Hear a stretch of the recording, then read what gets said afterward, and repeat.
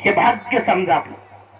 आज विचार करा त्याने एवढ्या कमी कालावधीमध्ये एका आमुष्याला कळत की मी 3 ते 4 लाख 4.5 लाख लोक एका आमुष्याला जमा करतो.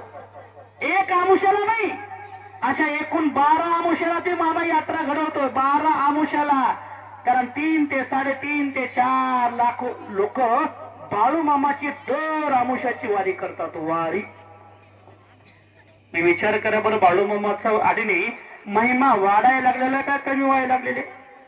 वाढत्याची संगत करावा का खुर्त्याची संगत करावा ह्याचा विचार आपण करायला पाहिजे. कारण आज हा बाळू मामाचा जन्म आहे. मामानं समाधी घेतली, पण मामाचा महिमा वाढत चाललेला आहे, कमी होत चाललेला नाही. कारण एक ध्यानात तेव्हा वाढत्या स्वरूपाची तुम्ही आम्ही संगत करायला लागलेले, वाढत्या स्वरूपाची तुम्ही आम्ही आराधना करतोय. आज विचार करा, एका पालखी सोहळ्याच्या माध्यमातून एका दिवसाला 1000 लोक बाळूमामाच्या नावाखाली प्रसाद घेतात. 1000 सकाळ संध्याकाळचं गणित जर लावलं तर 1000 लोक बाळूमामाच्या नावाखाली प्रसाद घेतात. तर विचार करा, 19 पालखी सोहळ्याच्या माध्यमातून एका दिवसाला 19,000 लोक उघड्यावर बाळूमामा आणि पोटभर प्रसाद तृप्त करतो. माणसाचा जीव आत्मा तृप्त करतो, त्याला बाळूमामा म्हणतात. हो विचार करा बरं, एका दिवसाला 19,000 तर एका महिन्यामध्ये किती लोक त्या देवाच्या नावाखाली जेवत असतील याचंही गणित लावा. आज हे मामाच्या चालत्या बोलत्या माणसाचं गणित तुम्हाला मला सांगतोय, याच्या व्यतिरिक्त तुम्हाला दुसरं गणित सांगतो.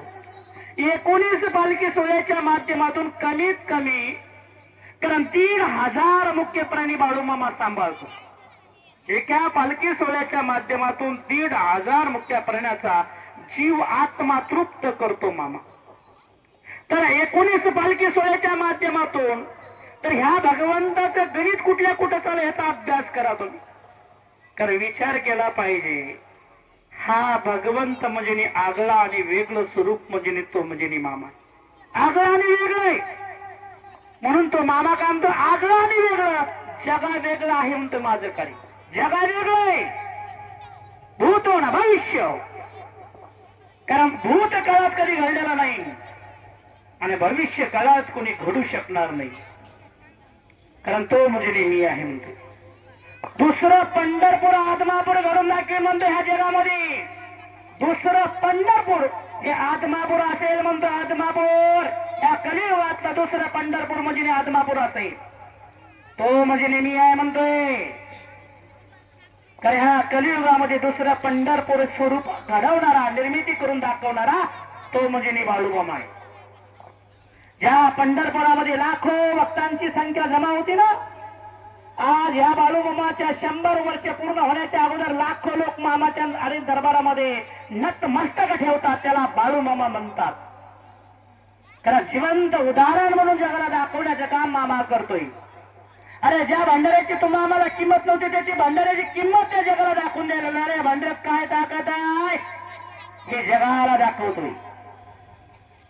कारण ज्या मेंढीची किंमत तुम्हाला आहे ना, त्या मेंढीची किंमत जगाला दाखवायला लागला. रे माझी मेंढी म्हणजे जगाची लक्ष्मी आहे.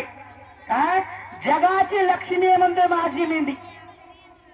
कारण माझ्या स्वर्गामध्ये माझ्या समोर एक लक्ष्मी आहे आणि त्या लक्ष्मीचं दुसरं स्वरूप या पृथ्वीतलावर मी सोडलेलं आहे, ते म्हणजे मेंढी. आणि त्या मेंढीच्या माध्यमातून ती लक्ष्मी मी हा पृथ्वीतलावर सोडलेली आहे. ज्या ज्या ठिकाणी माझ्या लक्ष्मीचा बाळ पडेल, ज्या ज्या शेतात शिवारण माझी लक्ष्मी चढेल, त्या त्या ठिकाणी धनधान्य भरपूर पिकेल आणि ती भूमाता पवित्र होईल म्हणतोय मामा. ती भूमाता पवित्र होईल म्हणतोय मामा.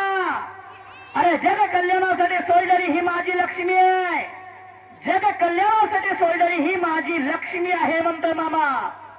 आणि त्या लक्ष्मीचं कार्य तुम्ही आम्ही करतो, त्याची सेवा तुम्ही आम्ही करतो. अरे त्या मेंढीचा जन्म माझा इथून तिथून झाला नाही, अरे माझ्या लक्ष्मीचा जन्म वारातून झालेला आहे. जग कल्याणासाठी सोडलेली ती लक्ष्मी आहे म्हणतो माझी, आणि ते जगाचं कल्याण करण्यासाठी म्हणतो. हे कोण्या व्यापाराचा कारभार नाही, एक लक्षात ठेवा. जगाच्या मालकाचा कारभार आहे. कारण मामानं सांगितलेला जगी हा दुसरा सोहळा. का जगी हा दुसरा सोहळा तुम्हाला कुठंच भेटणार नाही म्हणतो. एवढा आनंदी, एवढा सुखरूप आणि समाधानकारी करणारा दुसरा सोहळा त्या जगी हा दुसरा कुठंच भेटणार नाही म्हणून सांगितलेला आहे. पाताळ गवा पृथ्वी